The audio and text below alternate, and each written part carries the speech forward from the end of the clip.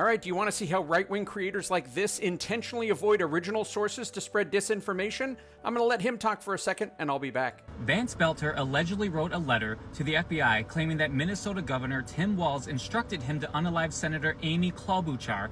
That's a sitting U.S. governor allegedly telling someone to take out a sitting U.S. senator, according to the letter. So you'll notice when this guy wants to show proof to his right-wing audience, he uses this tweet from something called Disclosed TV that reads, "In a letter to the FBI, Vance Belter claimed Governor Tim Walz instructed him to kill U.S. Senator Amy Klobuchar so that Walz could run for the U.S. Senate." But then it says this is from the Minnesota Star Tribune, so why wouldn't he use that source? And that's because the Minnesota Star Tribune's article says that Belter's letter made wild claims and was rambling and conspiratorial. And according to the article, it says that it is incoherent, 1.5 pages long, confusing, and hard to read, according to two people familiar with the letter's contents. It includes Belter alleging he had been trained by the U.S. military off the books, and that Walz, who is not running for Senate, had asked him to kill Klobuchar and others. And then this guy goes on to whine that if a similar rambling letter went on to implicate Trump, that suddenly the media would take it seriously, but that's not the point at all. Because claiming you got instructions in a one-on-one meeting from a politician is much different than saying their explosive rhetoric against a marginalized community inspired your violence. Which is exactly what Patrick Cruzius said, the El Paso shooter who killed 23 people and targeted Latinos,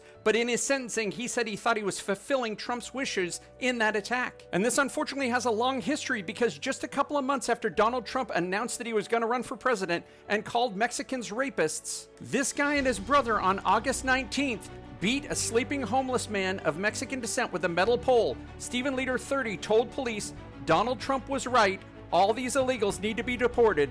The victim, however, was not in the United States illegally. And that's the difference, pal. When violence is done because people said they were listening to your words and it inspired them, that's much different than claiming they had some clandestine one-on-one meeting that is absolutely nuts.